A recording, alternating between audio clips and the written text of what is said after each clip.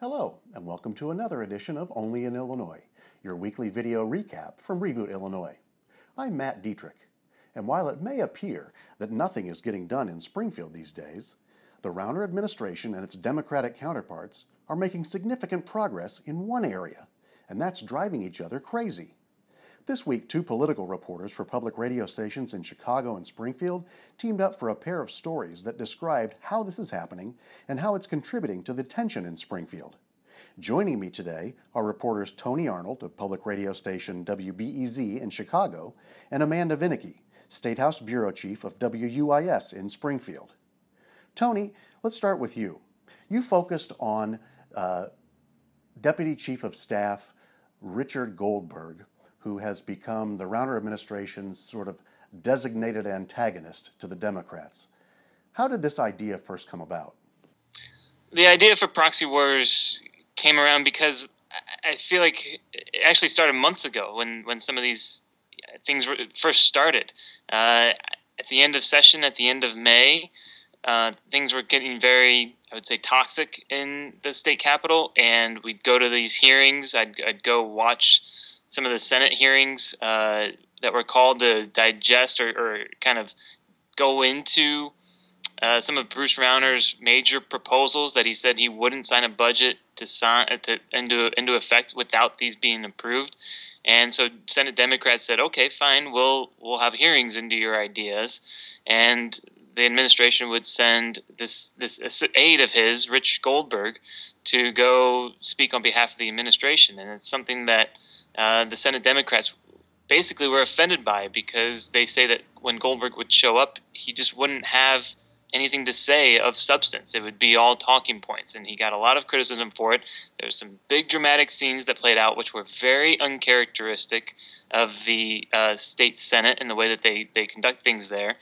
And so I think it was just kind of a shock to reporters who sit there and watch a lot of these hearings, because these shouting matches don't often happen. And so that's how the Rich Goldberg idea started, was months ago, and it's just been kind of, I would say, escalating over time, whether it's him, whether it's the Senate Democrats or it's the House of Representatives. And the more you watch these play out, the more I feel like I was just talking to my editor, and we said, you know, there's got to be a way to address this so that people understand sort of some of the flip side of what's been going on in Springfield.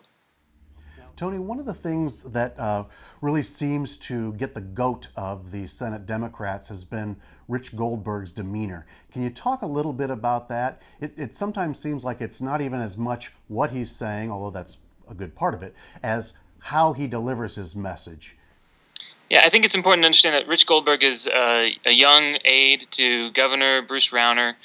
He's 32 years old. He comes from working in Washington, D.C. He worked for Congressman Mark Kirk, who turned into U.S. Senator Mark Kirk.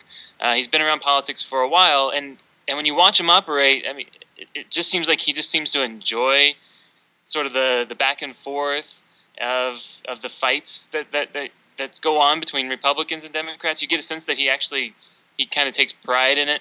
And so I think when he came to Springfield and started working for Governor Rauner, and he was sent to go represent the administration, especially the Senate Democrats, they really pushed back on that, saying Democrats were saying, we're here to have a genuine discussion into workers' compensation or lawsuit reform, tort reform, whatever you want to call it, or whatever else, and you're sending Rich Goldberg, who isn't from Springfield. We've been covering these issues for many years. We know this stuff, and so I think that they felt like it was almost like an insult to them that he would be there to speak over them, to not let committee chairs talk or to interrupt them, and that they have this way of doing things, Democrats did, that he was interrupting. Maybe the only thing that could upset Democrats even more than Rich Goldberg showing up for the administration and speaking over them is if he didn't show up at all. And that's what he's been doing in the House of Representatives. He's not even showing up. Instead he's sending letters to the representatives and letters to the media that's explaining why he's not going, saying that these hearings aren't real. These are what they call sham hearings that basically are meant to just divide and not really progress anywhere toward a compromise. So it's this whole back and forth, and Rich Goldberg is he's one of the embodiments, I'd say, of what's going on in Springfield. If you want to understand how far apart things are, I think Democrats say that Rich Goldberg is a prime example of why things aren't working out so well, because the Rauner and his administration is sending Goldberg in an effort to show that he's not serious about discussing things. Republicans dispute that. Republicans say Rich Goldberg's very serious. He is a person of substance, and Democrats need to accept that. And Tony, even in the statement that the Rauner administration gave you for your story, you could sort of tell that the tone of animosity seeped through. It wasn't just a simple no comment or we stand by our guy. They mixed in a few digs in there about the Democrats and kind of implicitly questioned their patriotism. What was that all about? I don't know if I call it snark, but you're right. So I asked for a sit-down interview with Rich Goldberg for this story. The governor's office knew this was coming, and they declined to make him available for an interview. Instead, they gave me a written statement that basically said that local legislators who aren't willing to accept that there's a Republican governor or accept change in Springfield, and that instead they prefer to make, I'm generalizing here, to call a Navy reservist who's fought terrorism in Afghanistan names, call him names. Rich Goldberg does have a military background. He is a Navy reservist who has been deployed to Afghanistan, I believe in 2011. And so what's going on there is that they knew that I had some lawmakers, particularly State Senator Don Harmon, who represents Oak Park in the western suburbs of Cook County in the state Senate. And he told me that he thought Rich Goldberg was a proxy basically for Rauner's unmentionable anatomy. I had to clarify later to understand what he was referring to, and he said that it's what I said in my story. I'll just repeat here. It's something that rhymes with grass bowl. I don't know if I think you can take it from there. And then Harmon went on to say that he has all this flair of an understanding of topics from someone who basically spent time at undergraduate bars and works and spends time at fraternities. So the governor's office knew that I had some Democrats insulting Rich Goldberg basically for not being a serious. I mean, the underlying point of that statement is that Rich Goldberg is sent to these committees to not be serious, to basically do talking points and to irritate Democrats.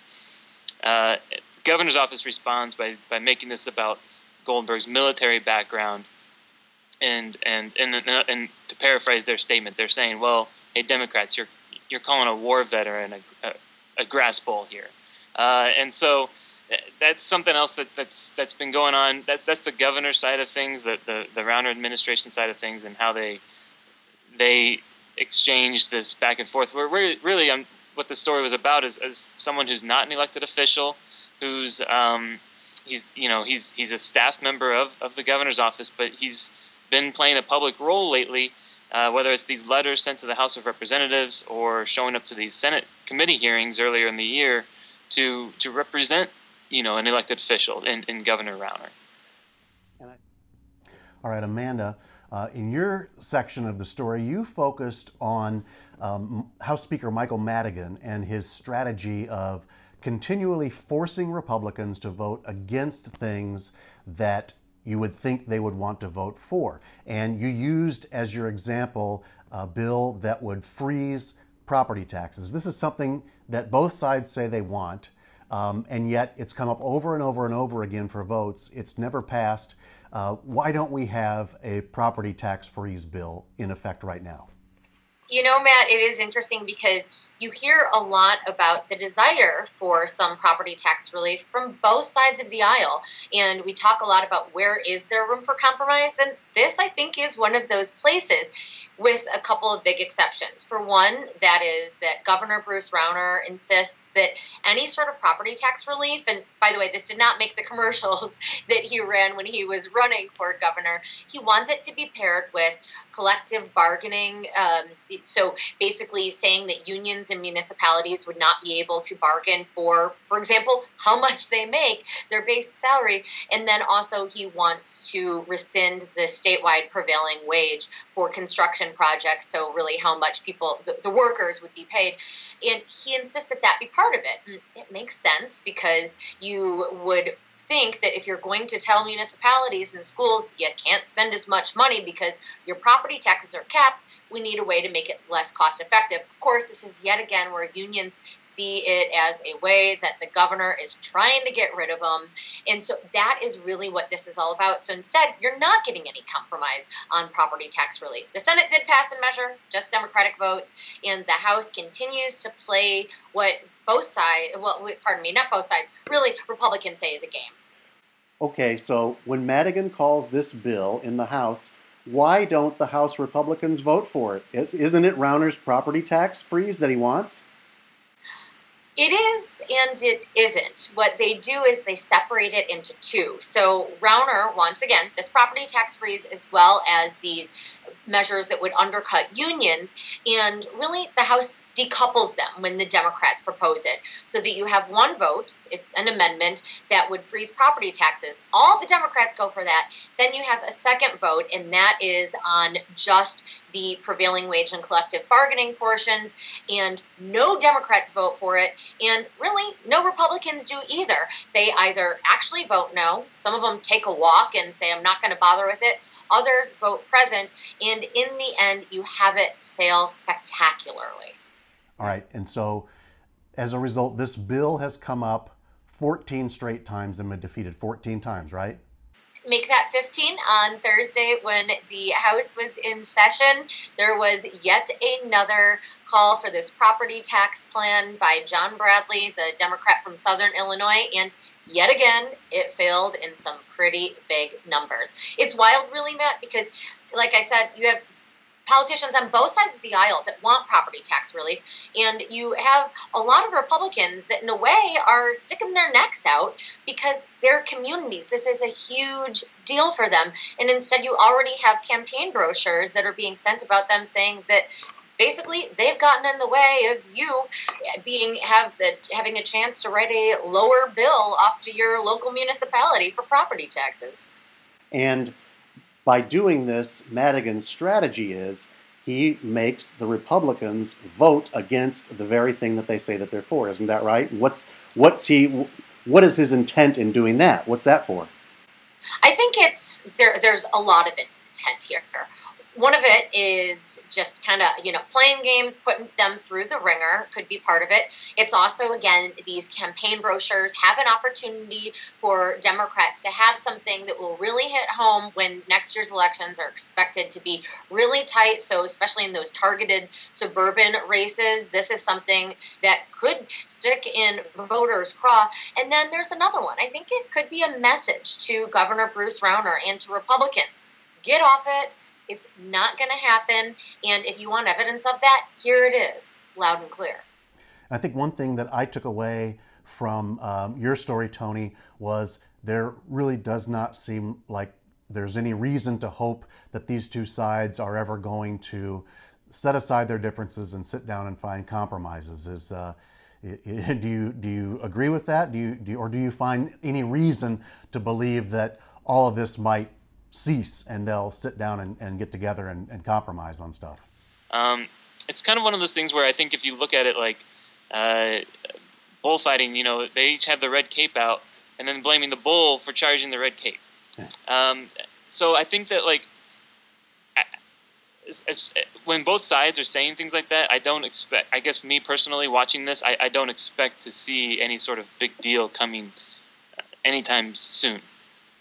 Amanda, do you see, based on your observations, and obviously you're down there all the time, is there anything in all of this that should give us some encouragement that maybe these two sides are not going to keep up these games, that at some point they're going to stop trying to drive each other crazy and try to see where they can agree or what they can work out? Any sign for hope? I don't see any signs of that. Really, the intent of doing these stories was to show listeners what goes on in Springfield. We know that there's a budget impasse. We know that they've had quote-unquote continuous sessions. So what are they doing when they are here? And there are some committees where they legitimately take up work, but time and time again, it's this literally 14 times again, 15 times again in the case of property tax vote, a lot of what is perceived as these games. I spoke with one legislator that said, I remember when we reached a deal, for example, on Medicaid, and we spent hours and hours in a committee room going through the numbers with spreadsheets, talking to one another on the phone. And sometimes, we thought about it. We were coming at it from different angles. But we got together and we took it seriously. Nobody's really taking any of these things seriously, so I don't foresee any hope of a compromise anytime soon. And I suppose as further proof of that, we've seen now the House schedule and that continuous session, not so continuous anymore. We've got quite a break coming up. Yes, they will be gone from Springfield for a while. The House is scheduled next to be in session on October 20th. The Senate will be back on October 6th in about 2 weeks.